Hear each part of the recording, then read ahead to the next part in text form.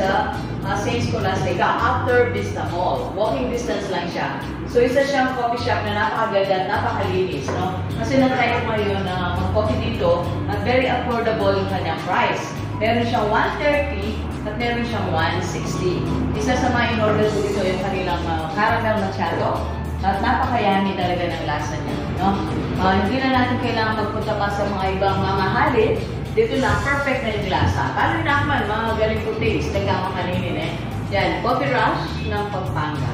So ito lang yung nag-iisang Coffee Rush dito sa Pampanga. You see naman, napakaganda ng ambience, napakatahimik at napakalinis, no? Hindi siya, pag nag-stay ka dito, merong mararamdaman mo yung solemn at peaceful. Kung gusto mong mag-break, kung gusto mong mapag-isa, at gusto mo magkaroon ng kapayapaan ng konti yung kaisipan mo to give yourself a break, you can stay here.